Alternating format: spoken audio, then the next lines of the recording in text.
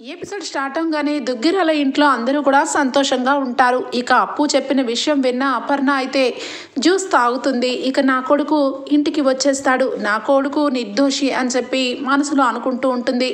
ఇక ఇంట్లో అందరూ రాజ్ రేపు పొద్దున్న కోర్టులో ఇక సాక్ష్యాలు రాజ్కి ఆపోజిట్గా ఉండటం వల్ల ఇంటికి పంపించేస్తారని అందరూ కూడా చాలా ధైర్యంగా ఉంటారు.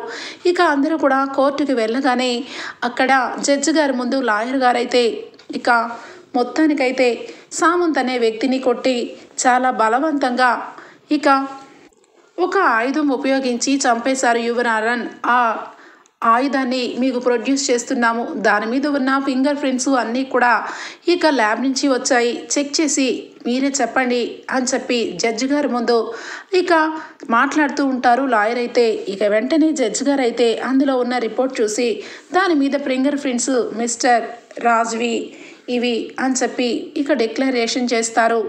అంటే ఈ హత్య చేసింది రాజేనన్నమాట అని చెప్పి జడ్జి గారు అనటంతో ఒక్కసారిగా ఇక రాజ్ షాక్ అయిపోతాడు.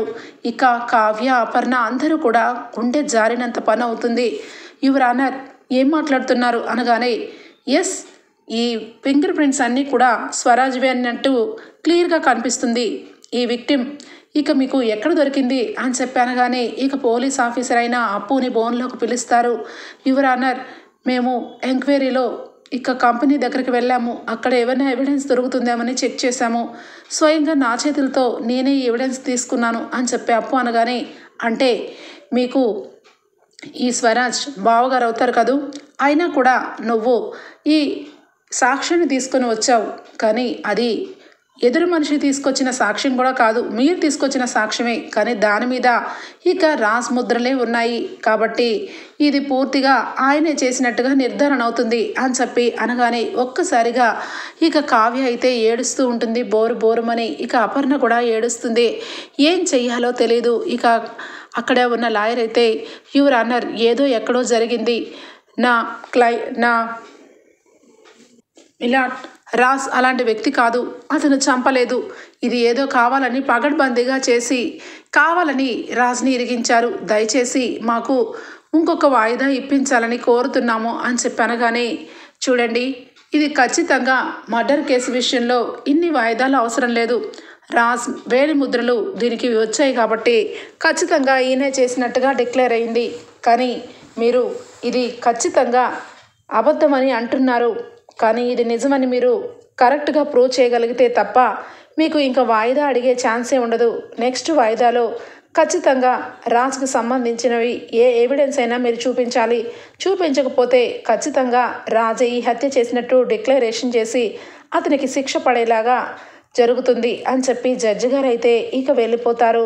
ఇక అందరూ కూడా బాధపడుతూ ఉంటారు. అపర్ణ అయితే ఇక ఒక్కసారిగా కావ్య నా కొడుకు పరిస్థితి ఏంటమ్మా కావ్య, అప్పు నువ్వేం చెప్పావమ్మా, ఖచ్చితంగా రాజు ఇంటికి వస్తాడని చెప్పావు కదా, ఇప్పుడేంటి ఇలా అయ్యింది అనగానే అయ్యో ఆంటీ మాకు అర్థం కావట్లేదు, బావా నువ్వు ఖచ్చితంగా ఈ హత్య చేయలేదని నాకు తెలుసు, నువ్వు నిరపరాధివి, నిన్ను బయటకు తీసుకొస్తాను అనగానే ఇంతలోనే అనామిక వస్తుంది. ఇక వెంటనే ఏంటి ఇంట్లో అందరూ కూడా ఇక మీ అబ్బాయి ఇంటికి వచ్చేస్తాడని ఆశ పెట్టుకుంటున్నట్టున్నారు, అదంతా జరగని పని, గుర్తుపెట్టుకొని రాసుకోండి, రాజ్ ఇక ఇంటికి రాడు, ఇట్నుంచిటే జైలుకి వెళ్ళిపోయి కారాగార శిక్ష అనుభవించాల్సి వస్తుంది, ఖచ్చితంగా ఈ అనామిక చెప్పింది శాసనం అవుతుంది అనగానే ఇక వెంటనే కావ్య చాలు ఆపు, నా భర్తని కావాలని ఇరికించావు, అక్కడికి ఎవరు ఏదో చేస్తున్నారని చెప్పి మభ్యపెట్టి నా భర్తకి ఫోన్ వచ్చేలా చేసి చివరాఖరికి నా భర్త జీవితాన్ని జైలు పాలు చేయాలని చూస్తావా నిన్ను అని చెప్పి ఆవేశంతో అంటూ ఉంటే కావ్యక్క నువ్వు సైలెంట్గా ఉండు, ఇది కోర్టు, ఖచ్చితంగా న్యాయమే గెలుస్తుంది, ఇందులో ఏదో పెద్ద ఇరకాటమే ఉంది, అదేదో గమనించి కనిపెట్టి త్వరలోనే అనామికని ఇక నేను జీవిత ఖైదీగా శిక్ష పడేలాగా చేస్తాను అనగానే చూద్దాం, నువ్వు యూనిఫామ్ వేసుకొని ఏదో చేసేస్తామని పోలీస్ అయ్యొచ్చావు, కానీ తిరిగేసి ఇంటిలో మీ అక్క వాళ్ళ ఆయన్నే అరెస్ట్ చేసావు, నువ్వు నన్ను ఏమీ చేయలేవు అని చెప్పి ఇక చాలా పొగరుతో అనామిక అక్కడి నుంచి వెళ్ళిపోతుంది. ఇక మొత్తానికైతే కావ్య అపర్ణ, సుభాష్ అందరూ బాధపడతారు. ఏం జరిగింది అసలు అని చెప్పి అంటూ ఉంటే ఇక మొత్తానికైతే రాజ్ దగ్గరికి కావ్య వెళ్ళి, ఏమండి ఏంటండి ఇదంతా, మీరు ఏ హత్య చేయలేదని నాకు తెలుసు, కానీ ఆ రాడ్ మీద మీ ఫింగర్ ప్రింట్స్ ఉన్నాయి అంటే వెంటనే ఇక రాజ్కి మొత్తం గుర్తుకొస్తుంది. కళావతి ఆ రాడ్ ద్వారానే ఇక సామంతిని చంపారన్న సంగతి నాకు తెలీదు. నేను కంపెనీలోకి వెళ్ళి అక్కడ ఉన్న దొంగల్ని తరమడానికి ఆ రాడ్ని పట్టుకున్నాను అంతే, అంతకు మించి నేనేమీ చేయలేదు. ఖచ్చితంగా ఇది ప్లానింగ్గా నా మీద ఈ మర్డర్ కేసుని ఇరికించారని నాకు అర్థమవుతుంది అనగానే అప్పు వెంటనే, బావా నువ్వు వస్తావని ముందుగానే పసిగట్టి నువ్వు అక్కడ ఆ రాడ్ని పట్టుకోవాలని కావాలనే చేశారు. ఇదంతా చూస్తుంటే నీ మీద కక్ష కట్టి నీ మీద వెనకాల ప్లాన్ వేసి నువ్వు ఎప్పటికీ బయటకు రాకుండా ఉండాలని ఈ ప్రీ ప్లాన్డ్ మర్డర్ చేసినట్టున్నారు.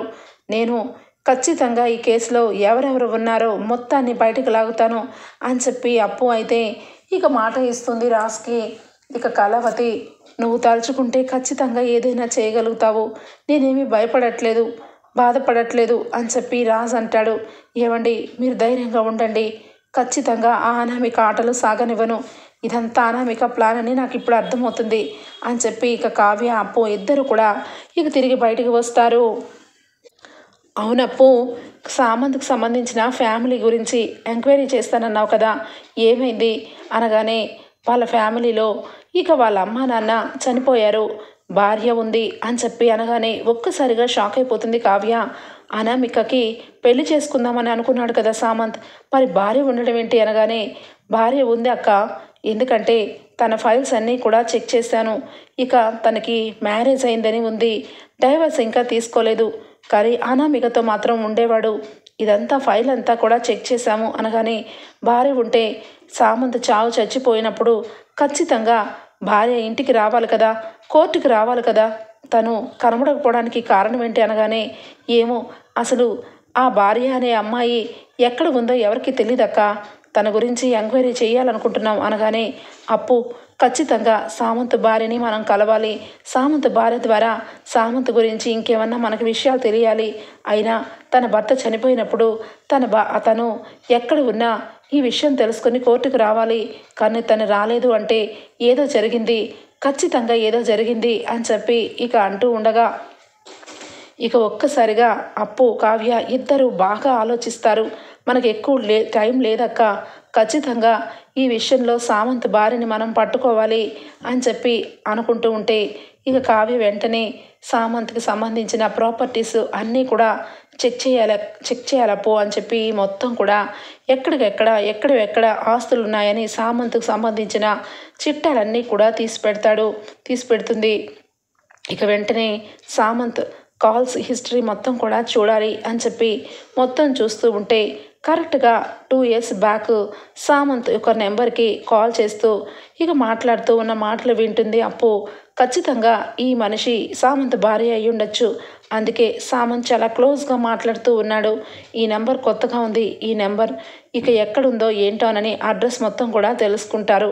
ఇక ఒక పాత ఇంటి అడ్రస్ని చూపిస్తూ ఉంటుంది కావ్య. అప్పు అయితే ఇక ఆ అడ్రస్కి వెతుక్కుంటూ వెళ్తారు. ఇక అక్కడికి వెళ్ళగానే అక్కడ వాచ్మెన్ అయితే ఇక్కడ సామంత్ అనే వ్యక్తి అనగానే, అవునండి సామంత్ గారు ఇల్లే ఇది, కానీ ఇప్పుడు లేరు కదా సామంత్ వాళ్ళ వైఫ్ అనగానే, తను కూడా లేదు, సామంత్ గారు చనిపోయిన రోజే వాళ్ళ వైఫ్ కూడా అనుకోకుండా మాయమైపోయింది, అసలు ఏమైందో తెలీదు, అప్పటి నుంచి ఇంటికి రాలేదు అని చెప్పి అక్కడ ఉన్న సెక్యూరిటీ గార్డ్ అయితే చెప్తాడు. ఇక ఏమీ అర్థం కాదు, కానీ ఎప్పుడు కూడా సామంత్ సార్ ఒక ఇంటి దగ్గరికి వెళ్ళి అక్కడ ఎక్కువసేపు టైం స్పెండ్ చేస్తూ ఉంటారు అని చెప్పి చెప్పడంతో ఎక్కడ ఏంటి అని చెప్పి ఎంక్వైరీ చేస్తారు. ఇక హైదరాబాద్ నుంచి 2-3 గంటలకి దూరంలో అవుట్స్కట్స్లో ఇక ఒక ఫామ్ హౌస్లో ఉండేవారు, అది ఎవ్వరికీ తెలీదు. సామంత్ సార్ మాత్రం అక్కడికి వెళ్ళి చాలాసేపు రిలాక్స్డ్గా ఉండేవాళ్ళు అనగానే ఒక్కసారిగా కావ్య అప్పు, అక్క ఖచ్చితంగా ఫామ్ హౌస్ దగ్గరికి మనం వెళ్తే ఏదైనా క్లూ దొరుకుతుందేమో, వెళ్ళాలి అని చెప్పి ఇక ఇద్దరు కూడా ఇక ఎవరికి తెలియకుండా ఇక వేరే ఊరికి వెళ్ళినట్టుగా అందరికీ చెప్పి ఇక అక్కడి నుంచి వెళ్తారు. ఇక్కడికి వచ్చేస్తే అనామిక ఇక చాలా చాలా పొగరుతో ఇక ఈ ఆస్తులు ఈ అంతస్తులు నావే, జీవితాంతం నేను కాలు మీద కాలేసుకొని బ్రతికేంత ఆస్తి ఇచ్చాడు ఈ సామంత్ అని చెప్పి అనుకుంటూ విర్రవీగిపోతూ రేపు కోర్టులో ఇక నాకే ఫేవర్ జరుగుతుంది, రాజుని జీవిత ఖైదు కింద కారాగార శిక్ష వేస్తారు. జీవిత ఖైదు అంటే జీవితాంతం ఇక జైల్లోనే ఉండిపోతారు. ఇక రాజ్ జైల్లో ఉండిపోతే కావ్య దిక్కులేని పరిస్థితుల్లో ఏడుస్తూ చివరాఖరికి ఏకాకిలాగా మారిపోతుంది అని చెప్పి అనామిక అయితే చాలా సంతోషంగా ఉంటుంది. ఇక అప్పు కావ్య మొత్తానికైతే ఆ ఫామ్ హౌస్కి చేరుకుంటారు. చుట్టుపక్కల ఎవరు కనిపించరు. ఇక ఎవరైనా ఉన్నారేమో అని చెప్పి లోపలికి వెళ్ళగానే ఇక అక్కడ ఒక ఇద్దరు వ్యక్తులైతే వచ్చి ఎవరు మీరు అనగానే ఇక పోలీస్ అని చెప్పి ఐడి కార్డ్ చూపిస్తుంది అప్పు. ఇక వెంటనే ఇక్కడ సామంత్ అనే వ్యక్తి వస్తూ ఉండేవాడంట కదా అనగానే అవును మేడం, అనామిక సామంత్ ఇద్దరు ఇక్కడికి వచ్చి ఒక 2-3 రోజులు స్టే చేసేవాళ్ళు. వాళ్ళు ఎక్కువగా ఇక్కడే ఉండేవాళ్ళు. కానీ దురదృష్టశాస్తు ఇక సామంత్ గారు చనిపోయారు అని చెప్పి అనడంతో సామంత్ గారు చనిపోయారా, మీకెలా తెలుసు అని చెప్పి అనగానే విషయం అంతా కూడా బయటపడింది కదా, అందువల్ల మాకు తెలిసింది అనగానే సామంత్కి అంతకుముందు పెళ్ళయింది కదూ అని చెప్పనగానే అందులో ఉన్న వ్యక్తి సైగ చేస్తూ ఉంటాడు. ఇక వెంటనే కనిపెడుతుంది అప్పు. నిన్నే సామంత్కి పెళ్ళయింది కదూ, తన భార్య ఎక్కడ ఉంటుంది అనగానే మేడం ఏం మాట్లాడుతున్నారు, సామంత్కి భార్య అసలు పెళ్ళే కాలేదు అని చెప్పి ఉంటూ అయినా ఇంతకంటే ఎంక్వైరీ మేము చెప్పలేం, మీరు వెళ్ళిపోండి అని చెప్పి అనగానే రే ఏంట్రా పోలీస్ని దబాయించి వెళ్ళిపోమంటున్నావు, సామంత్ భార్య ఎక్కడ, సామంత్కి పెళ్ళయిందని నాకు తెలుసు, సామంత్ వైఫ్ ఎక్కడుందో చెప్పు అని చెప్పి ఇద్దరిని కూడా ఎడమెడ వాయిస్తుంది అప్పు. ఇక అందులో ఉన్న వ్యక్తులు ఇద్దరూ కూడా పరారైపోతారు. ఇక వాళ్ళిద్దరు వెళ్ళిపోయినాక వెనకాల పరిగెత్తుకుంటూ వీళ్ళిద్దరూ కలిపి ఏదో నిజాన్ని దాచారక్క అనగానే ఇక వెంటనే కావ్య వీళ్ళు భార్య పేరు ఎత్తగానే ఎందుకు పరిగెత్తారు, అసలు ఏం జరుగుతుంది అని చెప్పి అనుకుంటూ ఉండగా ఇక అక్కడ ఒక రూమ్లో తాళం వేసేసిన రూమ్లో నుంచి ధనా సౌండ్ వినపడుతూ ఉంటుంది. ఒక్కసారిగా కావ్య అప్పు బయటికి వచ్చేసి వెళ్ళిపోతున్న క్షణంలో సౌండ్ విని కావ్య ఒక్కసారి అప్పు నాకేదో సౌండ్ వినపడుతుంది అని చెప్పి లోపలికి పరుగున వెళ్తుంది కావ్య. వెంటనే కావ్యతో వెనకాలే అప్పు వెళ్తుంది. అక్క ఆగక్క నేను కూడా వస్తున్నాను అని చెప్పి ఇద్దరు కలిసి వెళ్ళగానే డోర్ తీయండి, హెల్ప్ మీ అని చెప్పి అరుస్తూ ఉండగా ఒక్కసారిగా డోర్ ఓపెన్ చేయగానే ఇక అక్కడ నోట్లో నుంచి ఆవేశంతో ఒక్కసారిగా డోర్ తీయండి అని చెప్పి ఇక అరుస్తూ ఉన్న ఒక అమ్మాయి కనపడుతుంది. వెంటనే అప్పు ఓపెన్ చేసి అక్కడ ఉన్న వాటర్ని తీసి చేతికిస్తుంది. వాటర్ బాటిల్లో వాటర్ గట్టా తాగి నేను వెంటనే కలవాలి అనగానే ఎవరిని కలవాలి, ఎవరు మీరు అని చెప్పి అప్పు అడగగానే నేను సామంత్ భార్యని అని చెప్పి అనగానే ఒక్కసారిగా స్టన్ అయిపోతుంది కావ్య. ఏంటి సామంత్ భార్యవా నువ్వు, ఎక్కడున్నావేంటి, సామంత్ చనిపోయాడు తెలుసా అనగానే సామంత్ చనిపోయాడు తెలుసు, అన్నీ తెలుసు నాకు, నా భర్త చనిపోయాడు అని చెప్పి బోరున ఏడుస్తుంది. వెంటనే నువ్వు నీ భర్త చనిపోయాడని ఏడుస్తున్నావంటే నీకు సామంత్ చనిపోయాడు, ఎలా చనిపోయాడు తెలుసా అనగానే ఎలా చనిపోవడమో తెలియడం కాదు, నా భర్తని నా కళ్ళ ముందే చంపేసింది ఆ రాక్షసి చేతిలో నా భర్త చనిపోయాడు. అది మా జీవితాల్లోకి ప్రవేశించినప్పటి నుంచి సంతోషాలు లేవు, ఎంతసేపు స్వార్థపరురాలు, డబ్బు కోసం ఏదైనా చేస్తుంది, చివరాఖరికి నా భర్తని పొట్టన పెట్టుకుంది, నా జీవితాన్ని ఇలా నాశనం చేసింది ఆ రాక్షసి, ఇక బ్రతకనివ్వకూడదు. అలాంటి దాన్ని నేను ఇప్పుడే జడ్జి గారికి వెళ్ళి నా భర్త చనిపోలేదు, నా భర్త రాజ్ ద్వారా చంపబడలేదు, ఆ అనామికే చంపింది అన్న విషయాన్ని నేను చెప్పాలి అని చెప్పి అనగానే ఒక్కసారిగా కావ్యకి గుండెల్లో సంతోషం అనిపిస్తుంది. చూడండి మీరు మీ కళ్ళారా చూసారా అనగానే వెంటనే నిజాన్ని నిర్భయంగా చెప్పే ధైర్యం నాకుంది, నా జీవితాన్ని ఈ రకంగా చేసిన అనామిక ఇక బయట తిరిగితే రేపొద్దున్న నా జీవితానికి కూడా ప్రమాదమే అని చెప్పి అంటుంది.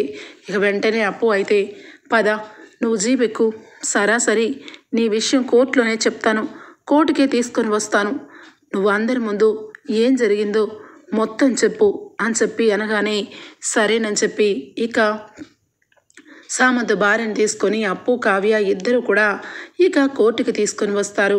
కోర్టు దగ్గర ఇక భద్రంగా ఒక దగ్గర సెక్యూరిటీగా పెట్టుకొని ఇక కాపాడుకుంటూ ఉంటుంది అప్పు. ఇంతలోనే కావ్య, చూసావా ఆ అనామిక ఎంత చండాలందో, చివరాఖరికి పెళ్లి చేసుకోమని సామంత్ పాపం తన పక్కనే ఉంటూ భార్యని ఇంతకాలం బాధ పెట్టినందుకు చివరాఖరికి సామంత్ని చంపేసింది అని చెప్పి మాట్లాడుకుంటూ ఉండగా ఇక మొత్తానికైతే కోర్టులో అందరూ కూడా ఫైనల్ జడ్జిమెంట్ కోసం వెయిట్ చేస్తూ ఉంటారు. ఇక రుద్రాణి అయితే ఫైనల్ జడ్జిమెంట్ ఈరోజు రాజ్ని ఈ సంఖ్యలు వేసి జీవన్ ఎక్కించుకొని శుభ్రంగా ఇక జైలు శిక్ష పడుతుంది కాబట్టి తలదించుకొని వెళ్ళిపోతాడు. ఇక కావ్య బోరు బోరున ఏడుస్తుంది. అంత మంచి చిత్రాన్ని నేను మిస్ అయిపోకూడదు, ఖచ్చితంగా నా కళ్ళతో చూస్తూ ఆస్వాదించాలి. అయినా ఈ కుటుంబం నాకు ఏం చేసింది? ఈ కావ్య ఈ ఇంటికి వచ్చినప్పటి నుంచి నన్ను, నా కొడుకుని అందరికంటే తక్కువ చేసింది. అందరి నోట్లో నుంచి రుద్రాణి బయటికి వెళ్ళిపోవాలి అని అనిపించేలా చేసింది. అలాంటి కావ్య ఏడుస్తుంటే చూడాలి, ఖచ్చితంగా చూడాలి అని చెప్పి ఇక రాహుల్ పదరా కోర్టుకి వెళ్ళి ఇక అట్నుంచటే జైలుకి వెళ్ళిపోతున్న రాజుకి సెండ్ ఆఫ్ ఇద్దాం అని చెప్పి ఇంట్లో నుంచి బయలుదేరుతారు. ఇక ఒకవైపు దండం పెట్టుకొని సీతారామయ్య, ఇందిరాదేవి, బావా రాజ్ నిర్దోషి, ఖచ్చితంగా ఆ దేవుడు మన రాజుని విడుదల చేస్తాడు, నాకు ఆ నమ్మకం ఉంది బావా అనగానే, చిట్టి మనం కూడా కోర్టుకు వెళ్దాం, రాజుని ఇంటికి తీసుకురావాలి, రాజ్ ఖచ్చితంగా కేసు గెలుస్తాడు అని చెప్పి అంటూ ఉంటారు. ఇక మొత్తానికైతే దుగ్గిరాల ఫ్యామిలీ మొత్తం కూడా కోర్టుకి దగ్గరికి వస్తుంది. ఇక అనామిక అయితే చాలా గర్వంతో వెర్రవీగిపోతూ ఇక మంచి చీర కట్టుకొని తయారవుతూ, నేను హ్యాపీగా కోర్టులో గెలిచి సంబరంగా ఇంటికి వస్తాను, తక్షణమే ఈ ఆస్తి మొత్తం కూడా నాకు దక్కేలా చేసుకుంటాను అని చెప్పి ఇక గర్వంగా లోపల నుంచి కారు ఎక్కి కోర్టుకు వస్తుంది. కోర్టులో జడ్జి గారు ఇక మొత్తానికైతే వాదోపవాదనలు మొదలవుతాయి. ఇక కేసుని ఇంకాస్త ముందుకు తీసుకుని వెళ్తూ జడ్జి గారు అయితే, మీకు టైం అయిపోయింది, మీకు హత్య మీరు చెయ్యలేదు అనడానికి ఏదైనా ఆధారాలు ఉన్నాయా, చూపించండి అని చెప్పి అనగానే ఇక వెంటనే అక్కడ ఉన్న అప్పు అయితే ఆధారాలు ఉన్నాయి సార్ అనగానే, ఎవరు, ఏం ఆధారాలు ఉన్నాయి అనగానే ఇక సామంత్ భార్యని ఇక బోన్లో ప్రొడ్యూస్ చేపిస్తుంది అప్పు. అయితే ఒక్కసారిగా అందరూ షాక్ అయిపోతారు. నేను సామంత్ భార్యని, సామంత్ నా భర్త 2 సంవత్సరాలుగా అనామికతో ఇక తిరుగుతూ నన్ను దూరం పెట్టేసి నాకు డైవర్స్ ఇస్తానని బాధ పెట్టాడు సార్. నేను నా భర్తే కావాలని నేను డైవర్స్ ఇవ్వనని, నేను ఏ రోజు కూడా నేను ఆయనకి డైవర్స్ ఇవ్వనని రివర్స్లో నేను కేసు నడుపుతూ ఉండేదాన్ని. కానీ ఈ అనామిక సడన్గా ఒకరోజు వచ్చి, నువ్వు గనక సామంత్ చుట్టూ తిరిగినా, సామంత్తో మాట్లాడినా నిన్ను చంపేస్తానని బెదిరించింది. అంతే, అప్పటి నుంచి నేను దూరంగా వెళ్ళిపోయాను. కానీ అనుకోకుండా మొన్న 2 రోజుల క్రితం సామంత్ ఇక నన్ను కలిసి నిన్ను అనవసరంగా బాధ పెట్టాను, అది దుర్మార్గురాలు, దానివల్ల నిజానికి నిన్ను చాలా బాధ పెట్టాను. నిన్ను బాధ పెట్టినందుకు నాకు తగిన శాస్తి జరిగిందని నా భర్త నా దగ్గరకు వచ్చి బాధపడ్డాడు. సరేనని, మీరేమీ బాధపడకండి, త్వరలోనే మన ఇద్దరం కూడా హ్యాపీగా ఉండే రోజులు ఉన్నాయని, మేమిద్దరము కూడా కొన్ని రోజులు బయటకు వెళ్ళిపోదామని ఆ అనామికకు తెలిస్తే లేనిపోని గొడవలు అవుతాయని మేమిద్దరము కారులో బయలుదేరాము అని చెప్పి అనామిక గురించి ఇక సామంత్ భార్య చెప్తూ ఉంటే అనామిక అట్లానే చూస్తూ ఎప్పుడెప్పుడు సామంత్ గురించి చెప్తుందా, ఎప్పుడెప్పుడు శిక్ష పడిపోతుందానని ముచ్చెమట్లు పడుతూ ఇక వెయిట్ చేస్తూ ఉంటుంది. ఇక అప్పుడే జడ్జి గారు, ఏమమ్మా మీరిద్దరూ ఊరు వెళ్దామని బయలుదేరారు, మరి ఏం జరిగింది? రాడ్డుతో నీ భర్తని తల పగల కొట్టింది రాజా అని చెప్పి అడగగానే, లేదు, అస్సలు లేదు రాజ్ గారు, అసలు నా భర్తని తల పగల కొట్టడం ఏంటి, అసలు అక్కడ లేరు అనగానే వెంటనే ఇక అనామిక లాయర్ అయితే, ఏంటమ్మా చాలా బాగుందే, నీ భర్త నిన్ను కొన్ని రోజుల పాటు వదిలేసి మ్యాజిక్గా 2 రోజుల క్రితం నిన్ను కలిసి మన ఇద్దరం వేరే ఊరెళ్ళిపోదామని నిన్ను కలిశాడా? చంపింది పగడబందీగా రాడ్డు మీద రాజు ముద్రలు ఉన్నా చంపలేదని చెప్పి నువ్వు సాక్ష్యం చెప్తున్నావంటే నువ్వు సామంత్కి ఆపోజిట్వి. అందుకే నిన్ను దూరంగా పెట్టుంటాడు సామంత్. సామంత్ విషయంలో నువ్వు అబద్ధాలు ఆడుతున్నావు. సామంత్ నీకు పెళ్లి చేసుకున్న భర్త అయితే సామంత్ మీద నీకు కొంచెమన్నా ప్రేమ ఉంటే ఈ రకంగా మాట్లాడవు. సాక్ష్యాల్ని తారుమారు చేసేస్తారు యువరానర్. కావాలని ఎవరినో తీసుకొని వచ్చి సామంత్ భార్య అని చెప్తున్నారు. అసలు సామంత్కే పెళ్లి జరగలేదు యువరానర్. నా అనామిక ఖచ్చితంగా సామంత్ని పెళ్లి చేసుకుని ఇద్దరు సుఖంగా గడపాలని అనుకున్నారు.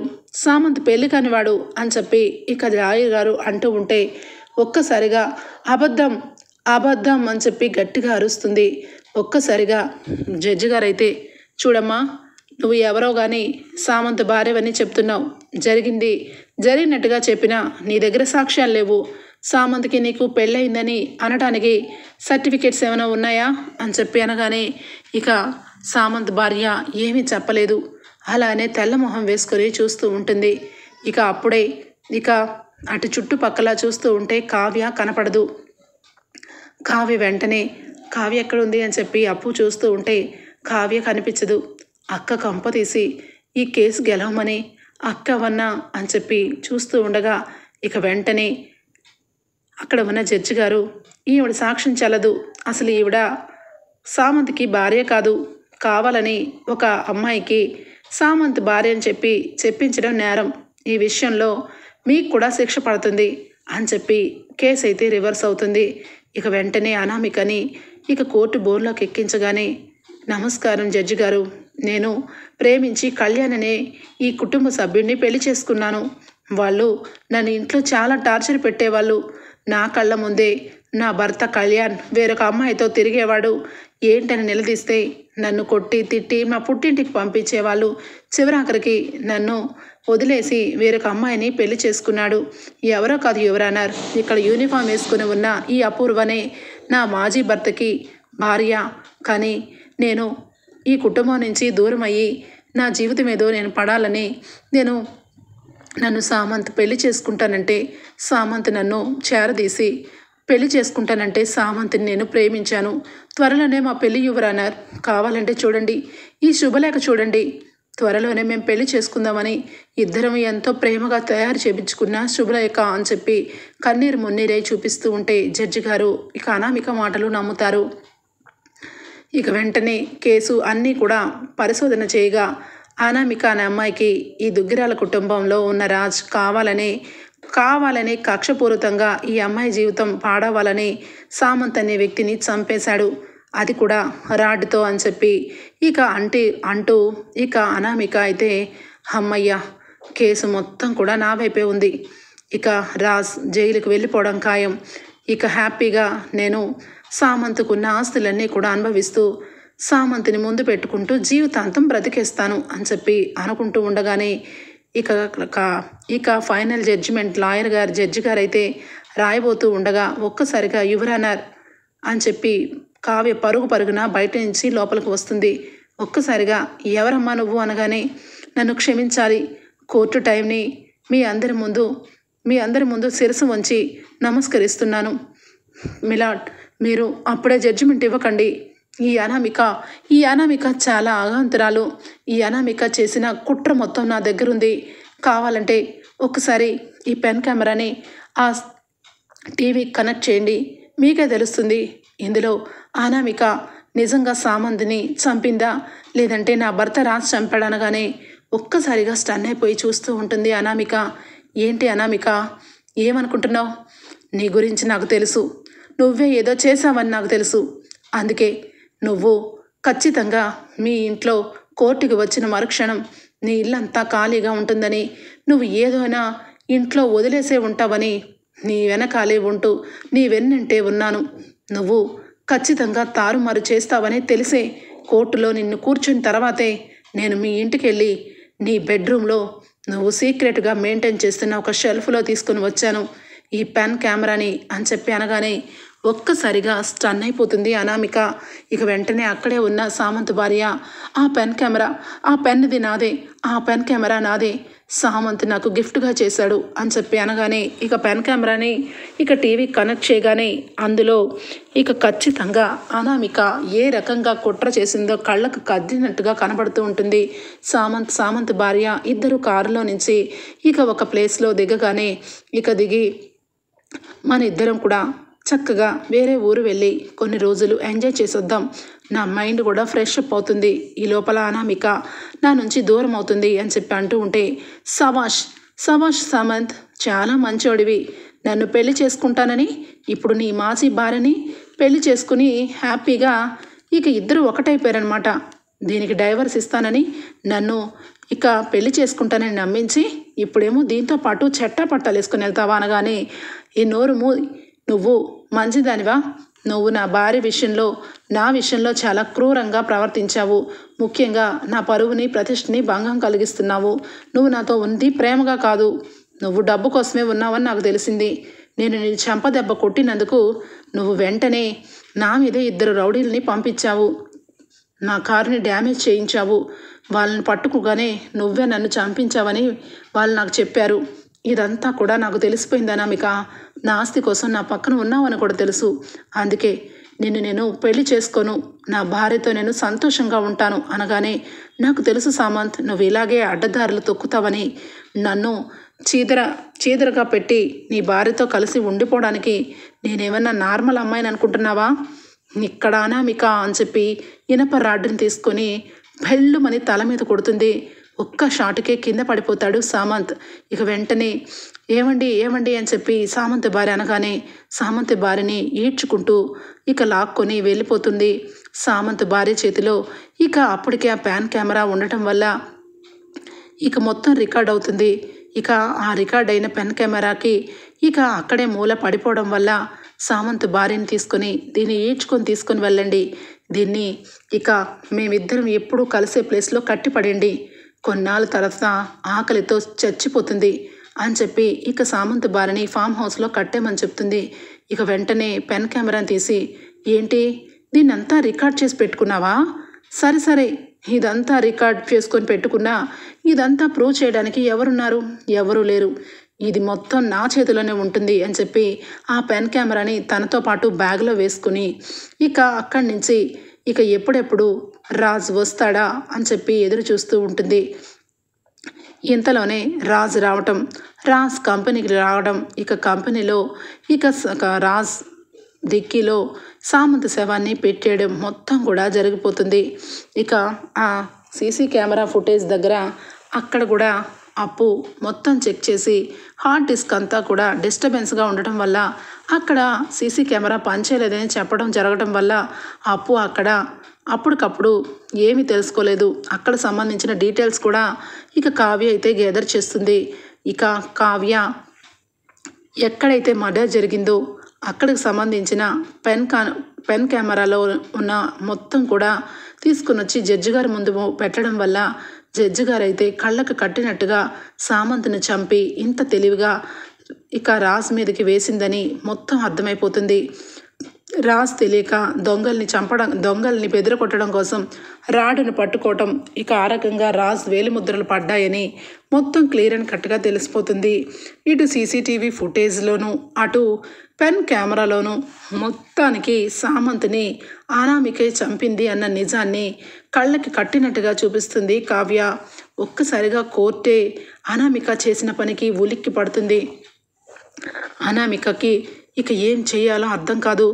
నన్ను నా గురించి కళ్యాణ్ విషయంలో కూడా అప్పుడు కూడా నా వాయిస్ రికార్డ్ చేసి నాకు శిక్ష పడేలా చేశావు, ఇప్పుడు కూడా ఇదంతా కూడా జడ్జి గారి కళ్ళ ముందు పెట్టి జీవిత ఖైదీగా నన్ను శిక్ష పడేలాగా చేస్తావా, నిన్ను బ్రతకనివ్వను అని చెప్పి జడ్జిలో ఇక పక్కనే బోన్ దగ్గర ఉన్న తుపాకీ తీసుకొని ఇక కాల్చబోతూ ఉండగా ఒక్కసారిగా 10 మంది పోలీస్ ఆఫీసర్లు వచ్చి పట్టుకొని చంపలు పడా కొట్టి ఈ మొత్తానికి ఇలాంటి దాన్ని ఏం చేయాలి యువరానర్, మీరే చెప్పండి అని చెప్పి అప్పు అనగానే, ఇలాంటి వాళ్ళకి శిక్షలు కాదమ్మా, ఫస్ట్ ట్రీట్మెంట్లు ఇవ్వాలి, తిన మానసిక పరిస్థితి బాగోలేదు. దీనికి మైండ్ ఖరాబుగా అనిపిస్తుంది. అందుకే ఎంతమంది మధ్యలో ఒక మనిషిని చంపుదామని చూసింది అంటే ఖచ్చితంగా తిన మైండ్ కరెక్ట్గా లేదు. ఫస్ట్ తిన్ని తీసుకొని వెళ్ళి పిచ్చి ఆసుపత్రికి తీసుకొని వెళ్ళండి అని చెప్పి జడ్జి గారు చెప్పడంతో ఇక పోలీసులు పట్టుకొని అనామికని ఈడ్చుకుంటూ ఇక పిచ్చి ఆసుపత్రి వ్యాన్లోని పడేస్తారు. ఏయ్ కావ్య, అప్పు, మిమ్మల్ని బ్రతకనివ్వను. మీరందరూ కలిసి నన్ను ఇరికించాలని చూస్తారా? ఆ సామంతిని చంపేసినట్టే నిన్ను కూడా ఏదో ఒక రోజు చంపేస్తాను అని చెప్పి ఇక పైకి వస్తూ ఉంటే అప్పు 2 చేతులు పట్టుకొని చంప వాయిస్తుంది. ఏయ్ ఏమనుకుంటున్నావు? నువ్వు సామంతిని చంపినట్టు ఎవరికీ తెలియదని ఇంతకాలం డ్రామా చేసావు. ఇప్పుడు మొత్తం తెలిసిపోయింది. ఇప్పుడు ఫస్ట్ నీకు పిచ్చి ఆసుపత్రికి తీసుకెళ్ళి 2 షాక్ ట్రీట్మెంట్లు ఇప్పించి దాని తర్వాత నీకు జీవిత ఖైదీ కింద జైల్లో చిప్పుకూడు తినిపిస్తాను అని చెప్పి కావ్య అంటుంది. ఒక్కసారిగా ఇక ఇద్దరు అమ్మాయిలైతే ఏయ్ పదా, నిన్ను ఫస్ట్ పిచ్చి ఆసుపత్రికి తీసుకెళ్ళి దీనికి ట్రీట్మెంట్ ఇప్పించాలి, దాని తర్వాతే దీన్ని జైల్లోకి తీసుకెళ్ళాలి అని చెప్పి ఇక మొత్తానికైతే పిచ్చి ఆసుపత్రికి ఆ అనామికని తీసుకొని వెళ్ళిపోతారు. ఓకే ఫ్రెండ్స్, రాబోయే ఎపిసోడ్స్లో ఇక రాజ్ని నిర్దోషిగా ఇక రిలీజ్ చేయడం వల్ల కావ్య చాలా ఎమోషనల్గా రాజ్ని పట్టుకొని ఏడుస్తుంది. రాజ్ నా భార్య, నాకు తెలుసు, ఖచ్చితంగా నన్ను బయటకు తీసుకొస్తుందని తెలుసు అని చెప్పి ఇక కావ్యని ఇక నుదురు మీద ముద్దు పెడతాడు. Okay friends, bye, take care, thank you for watching.